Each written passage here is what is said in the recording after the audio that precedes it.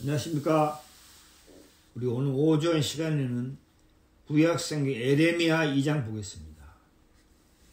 에레미야 2장 9절부터 보겠습니다. 그러므로 내가 여전히 너희와 다투고 너희 후손과도 다투리라. 여호와의 말이니라. 너희는 기띔 섬들에 건너가 보며 게달에도 사람을 보내어 이 같은 일의 유무를 자세히 살펴보라. 어느 나라가 그 신을 신 아닌 것으로 바꾼 일이 있느냐? 그러나 나의 백성은 그 영광을 무익한 것으로 바꾸었도다. 너 하늘아 이 일을 인하여 놀랄지어다. 심히 떨지어다. 두려워할지어다. 여호와의 말이니라. 내 백성이 두 가지 악을 행하였나니 곧 생수에 구는 데는 나를 버린 것과 스스로 웅덩이를 판 것인데 그것은 물을 저축지 못할 터진 웅덩이라.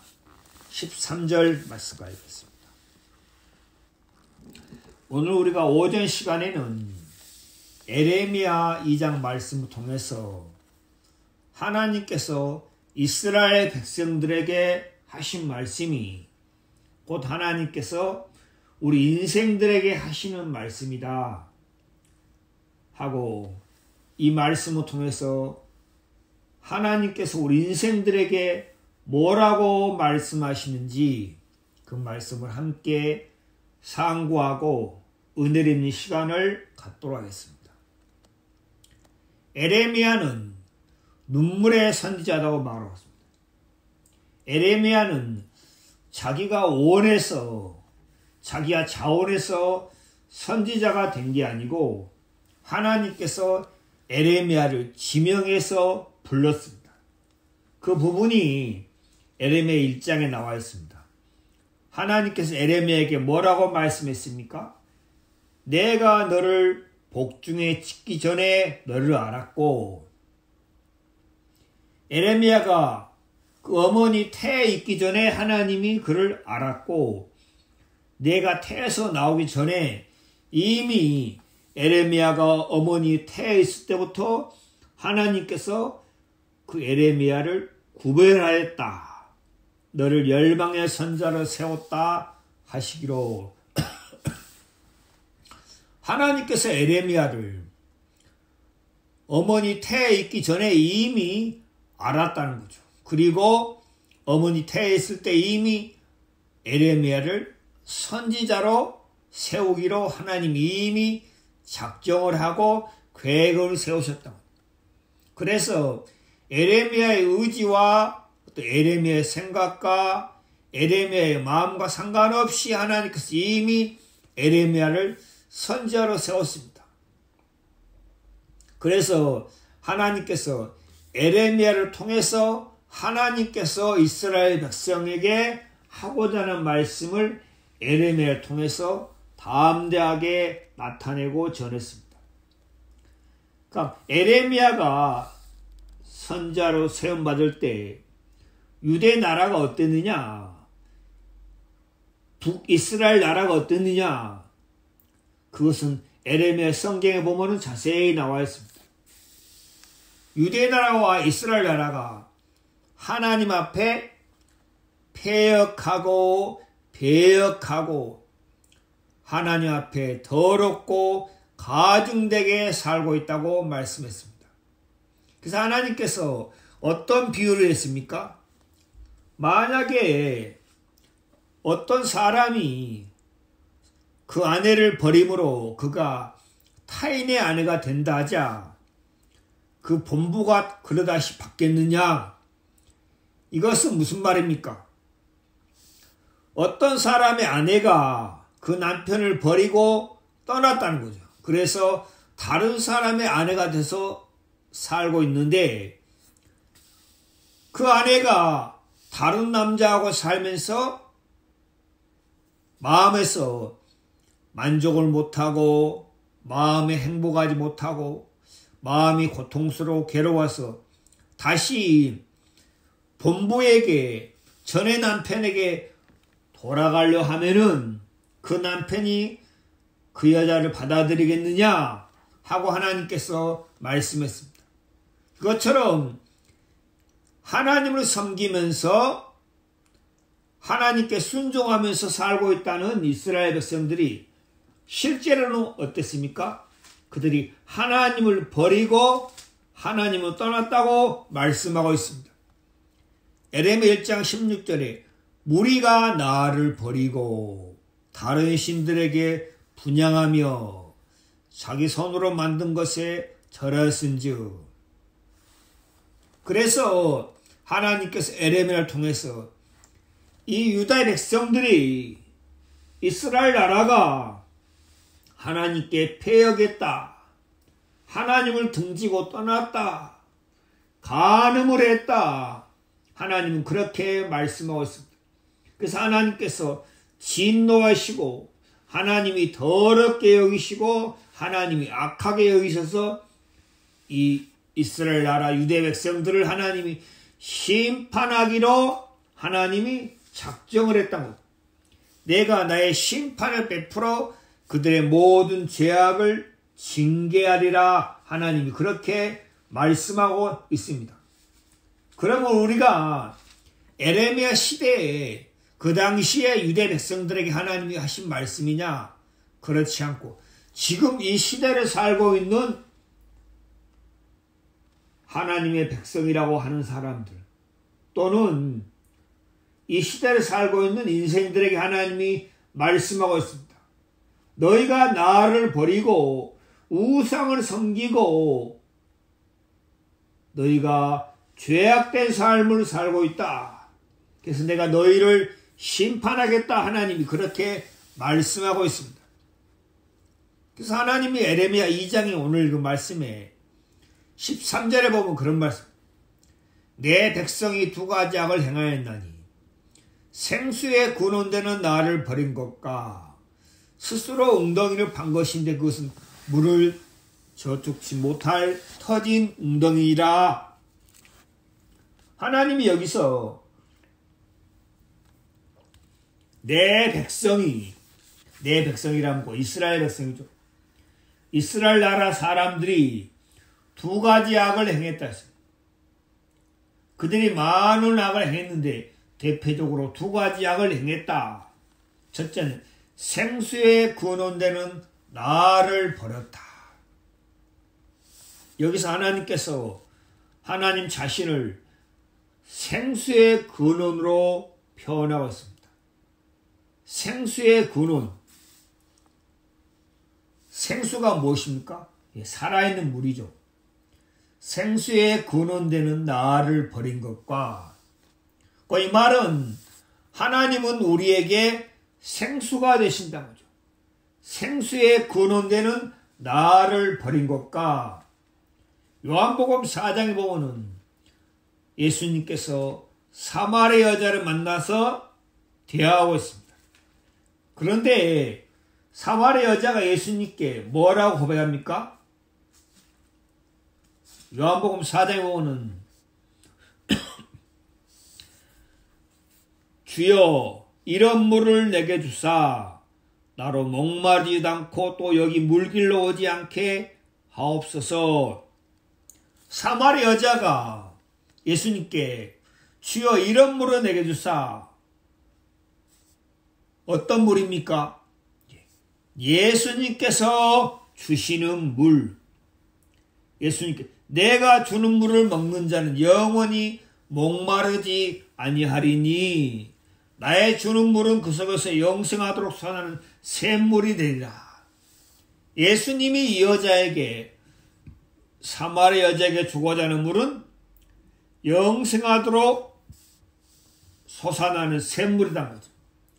영생하도록 솟아난다. 계속해서 솟아난다는 거죠. 여러분 지하수를 팠는데 물이 나오다가 한 달, 두 달 돼서 물이 안 나오면은 그건 지하수가 고갈되었다는 거죠. 그런데 지하수를 팠는데 한 달, 두 달, 6개월, 1년, 5년, 10년 계속 물이 나온다. 물이 솟아나온다는 거죠.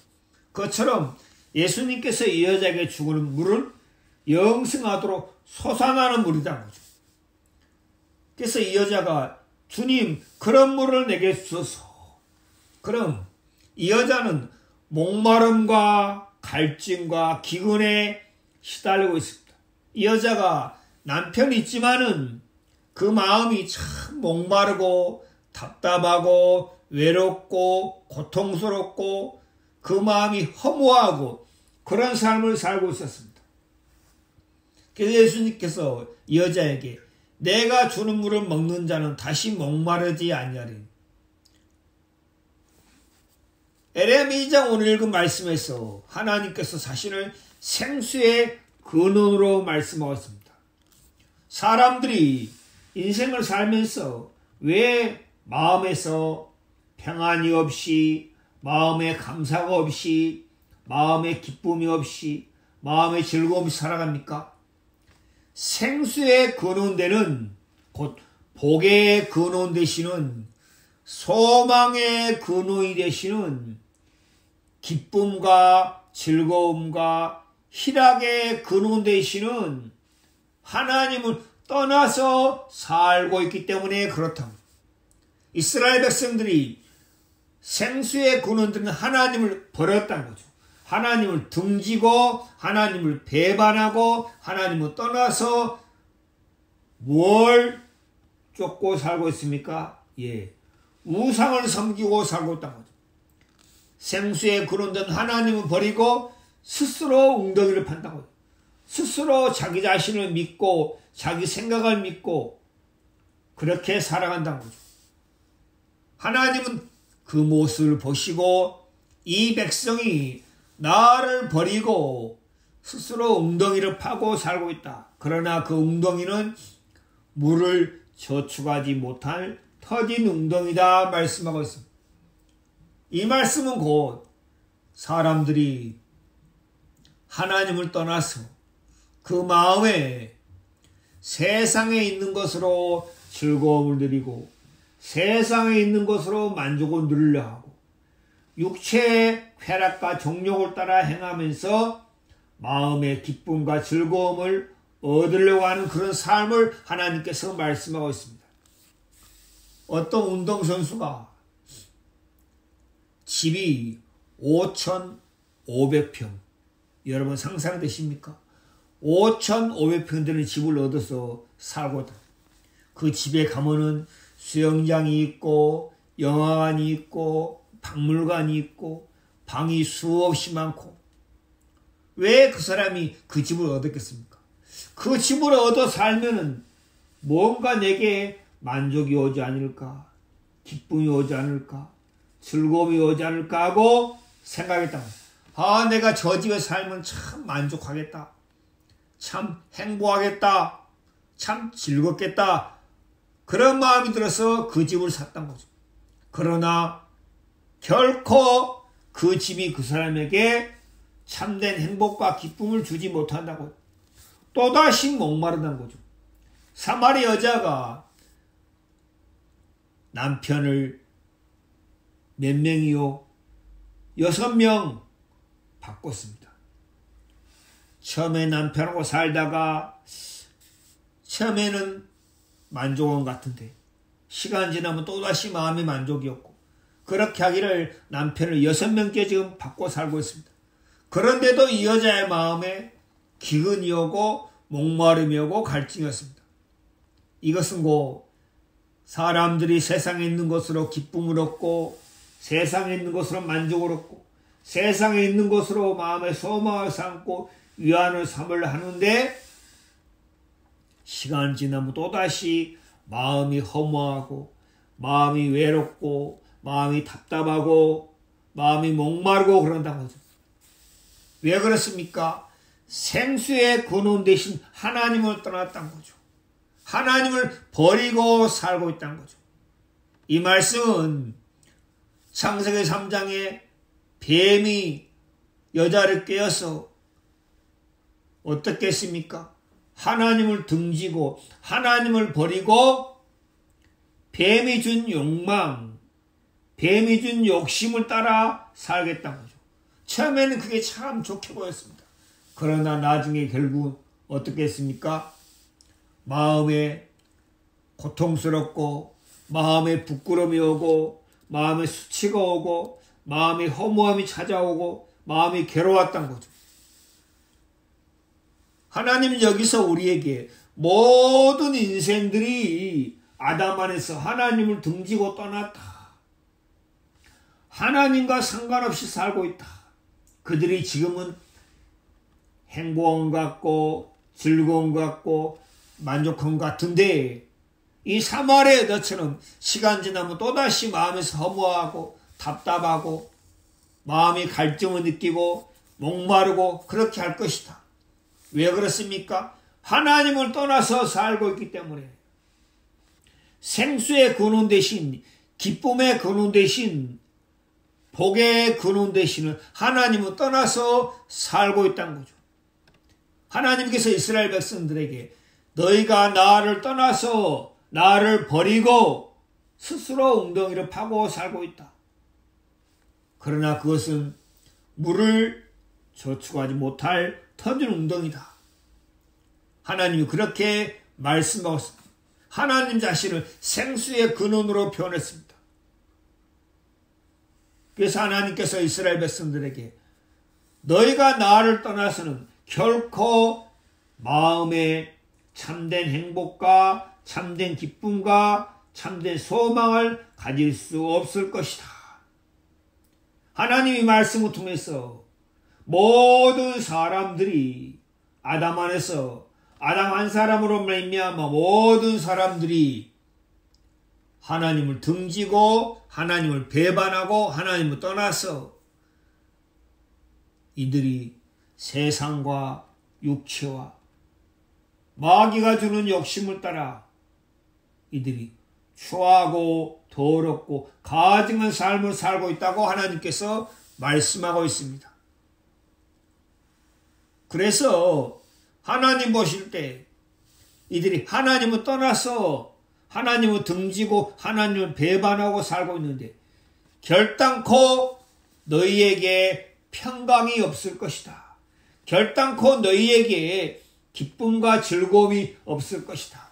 결단코 너희에게 참된 행복이 없을 것이다. 하나님이 그렇게 말씀하고 있습니다. 그래서 하나님께서 이들에게 뭐라고 말씀하십니까? 예레미야 2장 12절입니다. 11절 어느 나라가 그 신을 신 아닌 것으로 바꾼 일이 있느냐? 그러나 나의 백성은 그 영광을 무익한 것으로 바꾸도다. 하나님께 영광을 돌리고 하나님을 찬송하고 하나님께 감사해야 되는데 이들이 하나님을 버리고 우상과 썩어질 것과 세상에 있는 것으로 이들이 신을 삼았다는 거죠. 그것을 의지하고 그것을 구하고 그것을 찾고 그것으로 만족하는 삶을 살고 있다는 거죠. 그 신을 신 아닌 것으로 참된 신이신 참된 평강과 참된 생수의 근원 되시는 하나님을 버리고 우상과 무익한 것을 쫓아 살고 있다. 하나님이 이렇게 말씀하고 있습니다. 그래서 하나님께서 이 일을 인해서 하늘아 놀랄지어다. 심히 어찌 이런 일이 있을 수 있으라. 하늘아 놀랄지어다. 두려워할지어다. 하나님이 그렇게 말씀하고 있습니다. 그래서 인생들이 먼저 하나님 앞에 내가 내 마음에 참된 행복과 참된 소망과 참된 즐거움이 없다는 것은 내가 사마리아 여자처럼 하나님을 등지고 하나님을 떠나서 살고 있구나. 내가 우상을 섬기며 살고 있구나. 세상에 있는 모든 것이 육신의 정욕, 안목의 정욕, 이생의 자랑인데 그건 하나님으로부터 온 게 아니고 세상으로 쫓아왔다. 마귀로부터 온 것이다. 마땅히 하나님을 섬기고 하나님께 감사하고 하나님께 영광을 돌려야 할 사람들이 이들이 어떻게 살고 있다고요? 죄악되게, 더럽게, 추하게, 가증되게, 폐역하게 살고 있다는 거죠. 이스라엘 백성이 그런 것처럼 지금 이 시대에 사람들이 그렇게 살고 있다는 거죠. 그러면서도 사람들이 뭘 모릅니까? 자기의 죄악된 걸 모른다는 거죠. 내가 얼마나 추하고 더럽게 살고 있는지 자기의 죄악된 것을 모른다는 거죠. 그 말씀이 에레미야 3장에 보면은 그러므로 단비가 없어졌고 눈비가 없어졌느라. 그럴저 내가 창녀의 낯을 가졌으므로 수치를 알지요. 창녀는 부끄러움을 몰라요. 수치를 몰라요. 더러운 거 몰라요. 오직 뭡니까? 돈을 벌기 위해서 자기 몸을 파는 수치와 부끄러움 모르는 창녀 같은 하나님의 이스라엘 백성들, 창녀의 낯을, 창녀의 얼굴을 가졌다. 창녀 같은 마음이다. 하나님이 그렇게 말씀하고 있습니다. 그것처럼 이 시대의 사람들이 창녀의 낯을 가졌다. 부끄러움과 수치와 이들이 죄악됨을 전혀 모른다는 거죠. 그래서 하나님께서 에레미야를 통해서 이들의 마음을 깨우치고 이들의 마음을 돌이키게 하고 이들의 마음에서 하나님 앞에 내가 참으로 부끄럽게 살고 있구나. 더럽게 살고 있구나. 악하게 살고 있구나. 여러분, 만약에 어떤 여자가 어떤 남자를 만나서 사랑해서 결혼해서 사는데 그 여자가 남편이 있는데 이 남자, 저 남자, 여러 남자하고 만나고 여러 남자하고 사귀고 여러 남자에게 몸을 주고 마음을 주고 살면서도 내가 참 더럽게 살고 있구나. 부끄럽게 살고 있구나. 내가 추하게 살고 있구나 하는 사실을 모르면은 그 여자하고 창녀죠. 그것처럼 이스라엘 백성들이 창녀 같은 삶을 살고 있는 것처럼 이 시대에 하나님의 백성이라는 사람들이 이 시대에 사람들이 창녀 같은 마음으로 살고 있다는 거죠. 마땅히 하나님께 감사해야 되고 마땅히 하나님을 찬송해야 되고 마땅히 하나님께 영광을 돌려드려야 되는데 하나님께 감사하거나 하나님을 찬송하거나 하나님께 영광을 돌리지 않고 오직 자기 만족과 자기 육체의 쾌락과 세상에 있는 것으로 마음의 만족과 행복을 얻으려고 하는 더럽고 부끄러운 창녀 같은 삶을 살고 있다고 하나님께서 말씀하고 있습니다. 그래서 하나님께서 이스라엘 백성들을 심판하리라. 내가 그들을 심판하리라.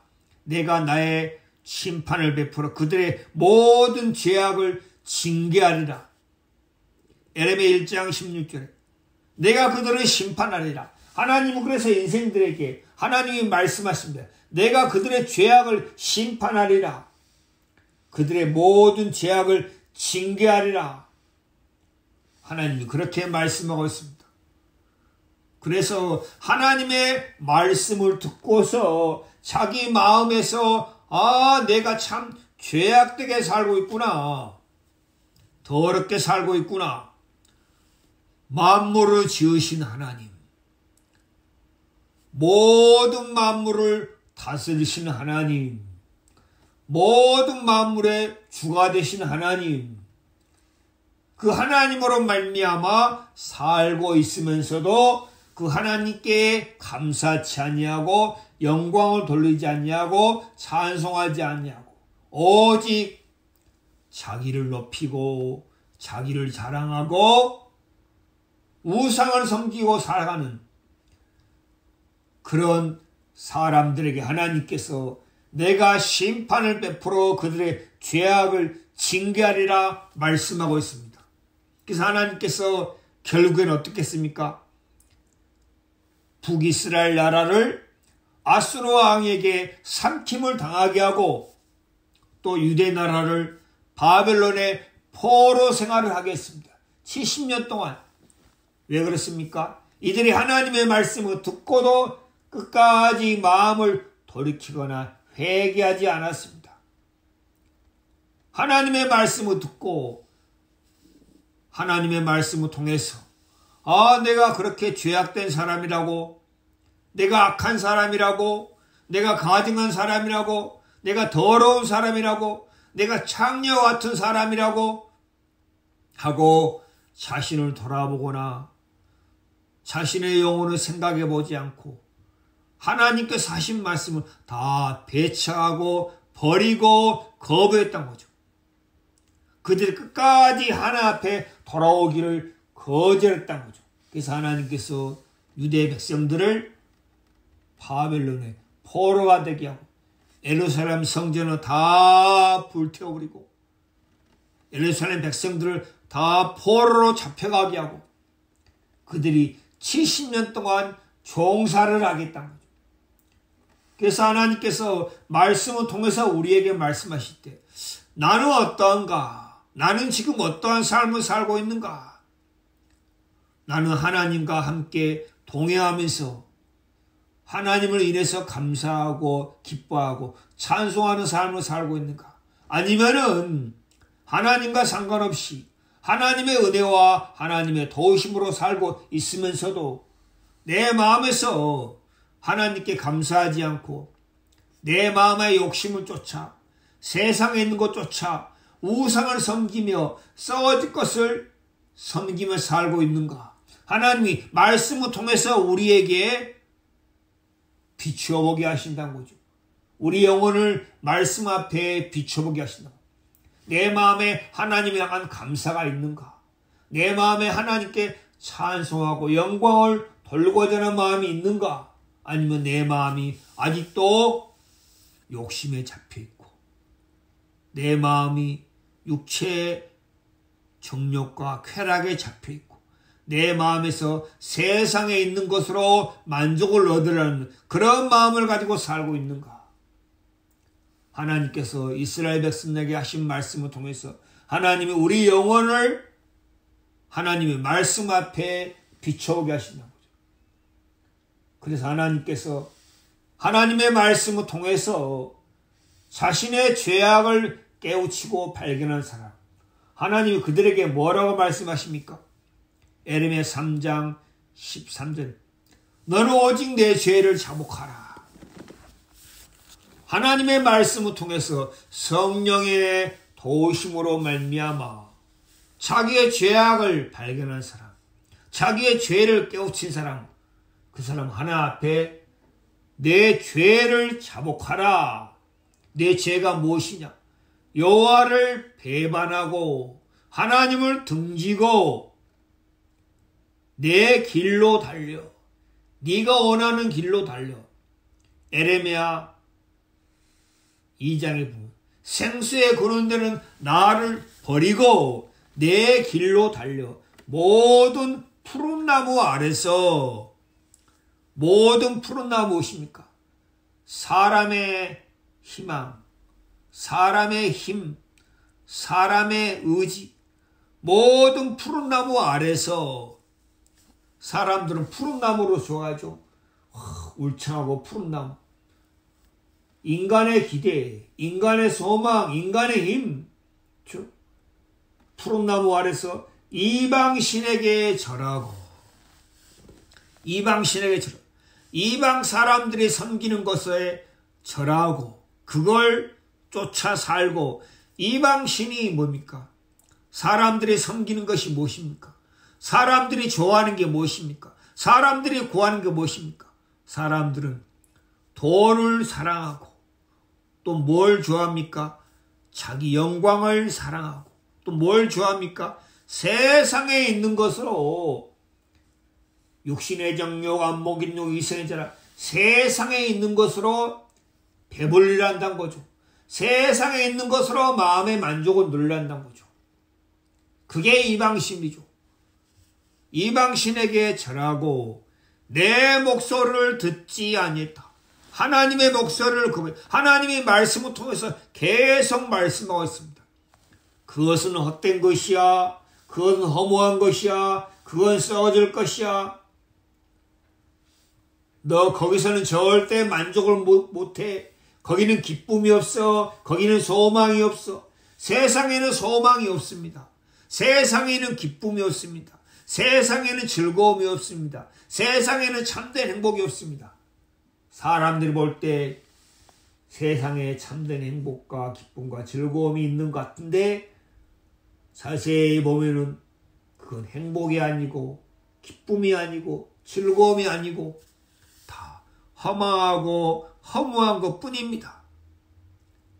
그래서 하나님께서 계속 말씀하십니다. 그런데 사람들이 하나님의 말씀을 듣지 않는다는 거죠. 마음에서 받아들이기를 거부했다는 거죠. 하나님의 말씀을 거부했다는 거죠. 그게 곧 죄악이다. 너는 오직 내 죄를 자복하라. 누가복음 15장에 보면 둘째 아들이 아버지 떠나서 허랑방탕하고 돼지 먹는 쥐언매로 배를 채우고 이랬습니다. 그러나 주는 자가 없었습니다.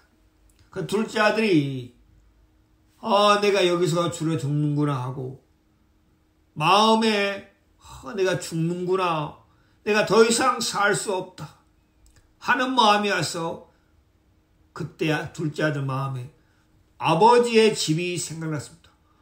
우리 아버지 집에는 그 품꾼들도 참 풍족하게 먹는데 나는 여기서 뭐하는고, 내가 줄여 죽는구나. 내가 아버지께 가서 나도 이제는 아들이 아니고 품꾼의 하나로 살고 싶다. 도저히 내 힘으로 살 수 없다 하고 아버지께 돌아와서 둘째 아들이 먼저 뭐 했습니까?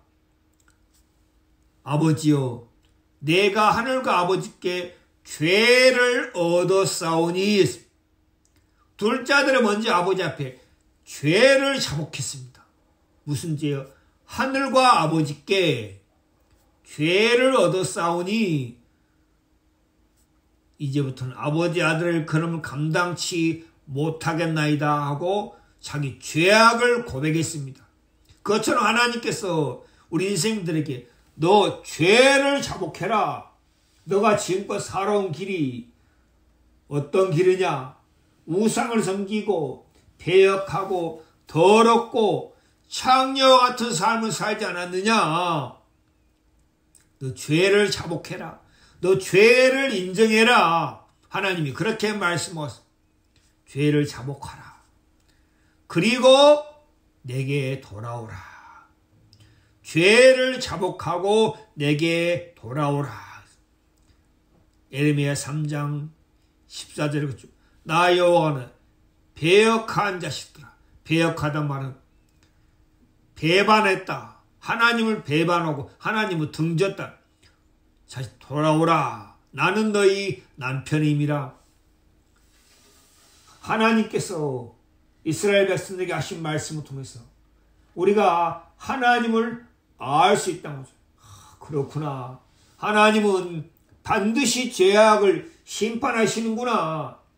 하나님은 반드시 죄악을 징계하시는구나. 왜 그렇습니까? 공의로우신 하나님이기 때문에. 공의로우신 하나님이 죄악을 심판하지 않고 그대로 둔다면 그건 하나님의 공의가 아니죠. 공의로우신 하나님이기 때문에 반드시 죄는 심판하고 징계하신다. 공의로우신 하나님 때문에 반드시 죄를 징계하고 심판하신다. 그러나 하나님께서 이스라엘 백성들에게 뭐라 했습니까?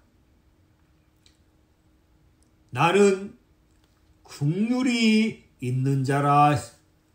예레미야 3장 12절. 나는 긍휼이 있다. 하나님이 자신을 나는 긍휼이 있다. 예레미야 2장에 나는 생수의 근원이다. 하나님께서 우리에게 하나님 자신을 이렇게 소개하고 표현하고 있습니다. 나는 긍휼이 있는 자라. 너를 진노를 한없이 품지 아니하니라. 여호와의 나는 긍휼이 있다. 긍휼이 무엇입니까? 자비, 불쌍히 여기는 마음. 하나님에게는 국률이 있다는 거죠.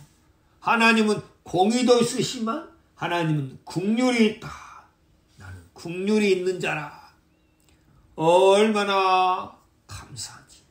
그러면은 어떤 사람에게 하나님의 국률이 참 감사하겠습니까? 먼저는 자기 죄악을 발견하고 내가 하나 앞에 더럽고 부끄럽고 창녀와 같은 삶을 살았구나. 만약에 하나님께서 하나님의 공의만 있고 국률이 없으면은 우리는 다 하나님의 심판을 받아서 다 멸망으로 갈 수밖에 없습니다. 그런데 공의로우신 하나님이 또 국률에 풍성하신 하나님이다 거죠. 너무 우리 신약성경 에베소서 보겠습니다. 신약성 에베소서 신약성경 에베소서 2장 4절입니다.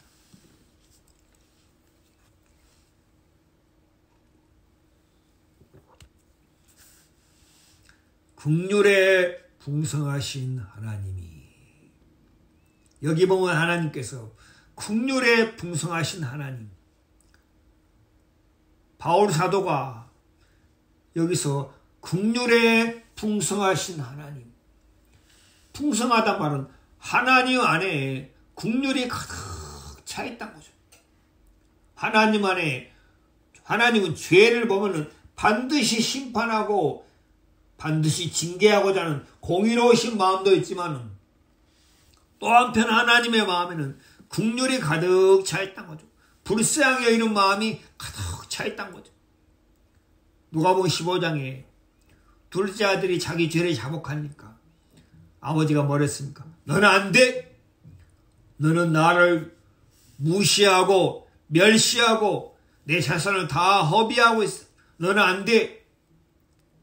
법으로 하면은 절대 둘째 아들이 아버지 앞에 돌아와도 함께 살 수가 없는데 아버지 뭐라 했습니까? 품꾼들을 불러다가 손에 가락지를 끼워라. 옷을 입혀라. 발에 신을 신겨라. 살찐 송아지를 잡아라. 잔치하자. 아니 둘째 아들이 뭔 좋은 일 했다고, 무슨 큰일 했다고 잔치를 합니까? 여러분, 올림픽에서 금메달 딴 선수가 자기 고향에 들어오면 금이 아냐 하고 잔치하잖아. 그런데 올림픽에서 나가서 이래저래 탈락했습니다. 그리고 메달, 동메달도 따지 못했습니다. 그런 사람에서 마을에서 막 우리 잔치합시다. 우리 즐거워합시다. 우리 참 기뻐합시다. 누가 그렇게 합니까? 다 그렇게 하지 않죠. 그런데 이 아버지는 다 망해버리고 더럽고 추한 삶을 살다가 빈몸으로 아버지 앞에 돌아온 둘째 아들을 맞이하면서 잔치하고 즐거워하고 기뻐한다고. 이건 곧 국률에 풍성하신 하나님은 언제 참 기뻐하십니까? 하나님은 언제 여러분들 향해서 막 마음이 기뻐하고 동하십니까? 언제요? 하나님의 긍휼을 베풀어 줄 수 있을 때, 하나님의 은혜를 막 베풀어 줄 수 있을 때 하나님이 너무 기뻐한다고. 이스라엘 백성들이 죄악된 삶을 살고 더러운 삶을 살고 창녀 같은 삶을 살았지만은 이들이 자기 죄를 자복하고 하나님 저를 불쌍히 여겨주세요 하고 돌아올 때 하나님께서는 너무 기뻐한다는 거죠. 막 마음이 막 기쁘고 즐겁고 마음이 참 행복하다는 거죠. 왜 그렇습니까? 하나님의 긍휼을 베풀어 줄 수 있으니까. 그래서 하나님께서 나는 긍휼이 있는 자라. 나는 내게 긍휼을 베풀고 싶다. 그렇죠. 하나님의 인생들에게 하나님의 긍휼을 베풀어 주고자 하는 마음이 가득 차 있다는 거죠. 긍휼에 풍성하신 하나님, 하나님의 창고에 국률이 가득 차 있다는 거죠. 그래서 국률을 베풀어도 계속해서 국률이 나온다는 거죠. 그처럼 하나님이 우리 인생들을 국률이 여기시는 마음이 있다고. 우리 구약성경 보겠습니다. 시편 145편입니다. 구약성경 시편 145편 8절입니다. 여호와는 은혜로우시며, 여호와는 은혜로우시며, 은혜롭다는 거죠. 자비하시며, 자비가 없고 긍휼입니다. 자비하시며, 노하기를 더디하시며, 인자하심이 크시도다.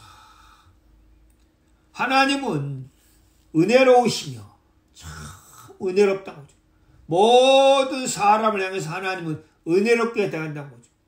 자비하시고 노하기를 더디하신다. 오래 참으신다는 거죠. 마음을 바꾸고 돌아오기를 기다리신다. 인자하심 크시도. 여호와께서는 만유를 선대하시며, 만유 모든 만물, 눈에 보이는 것과 보이지 않는 모든 만물을 선대한다. 선이 대하시고 자비롭게 대하신다. 선대하시며 그 지으신 모든 것에 긍휼을 베푸신다. 하나님은 지으신 모든 것에 긍휼을 베푼다는 거죠. 그래서 하나님께서 나는 긍휼이 있는 자라, 내게 돌아오라. 그래서 하나님께서 한 사람 한 사람의 마음에 하나님의 말씀을 통해서 그 사람에게 뭘 가르쳐 줍니까? 너는 네 힘으로 살아갈 수 있는 존재가 아니야. 너는 네 능력과 네 수고로 살아갈 수 있는 존재 아니야. 너는 참으로 부족하고 연약한 자야. 너는 내 은혜와 긍휼을 입어야만이 살 수 있는 존재야. 하나님이 지으신 모든 피조물들은 하나님의 은혜와 하나님의 도우심과 하나님의 긍휼을 입어야만이 살아갈 수 있는 존재란 거죠. 피조물은 스스로 살아가는 존재가 아니고 조물주께신 하나님께서 붙잡아 주시고 인도해 주시고 도와주시고 그렇게 해야만이 살아갈 수 있는 존재란 거죠. 그래서 하나님은 지으신 모든 것에 긍휼을 베푸신다는 거죠. 하나님께서 한 사람 마음속에 내가 하나님의 긍휼을 입어야 되는구나. 내가 참 추하고 더러운 창녀 같은 삶을 살았구나. 그런데 하나님의 안에는, 하나님 안에는 긍휼이 있다고, 내가 하나님의 긍휼을 입어야 되는구나 하고 하나님께서 한 사람 한 사람 마음속에 그 사실을 깨우친다는 거죠. 저도 구원을 얻고 이 복음을 섬길 수 있는 것이 제 수고나 제 열심이나 제 능력이 아니고 하나님께서 제게 긍휼을 베풀어 주시니까 이렇게 말씀을 전할 수 있고 복음을 섬길 수 있고 신앙을 할 수 있고 또 육체의 삶을 유지할 수 있다는 것. 내가 하나님의 긍휼을 입었구나. 그래서 하나님께서 이스라엘 백성들에게 돌아오라, 내가 너희를 긍휼히 여기실 것이다. 하나님은 그렇게 말씀하고 있습니다. 여러분 마음이 어떻습니까? 여러분은 내 자신이 하나님의 긍휼을 입어야 되는구나 하는 사실을 발견한 적이 있습니까?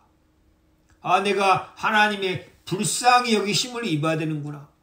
내가 참으로 연약하고 부족하고 아무것도 아닌 자고 내가 그동안 하나님을 떠나서 창녀와 같은 삶을 살았구나 하는 사실을 발견한 적이 있습니까?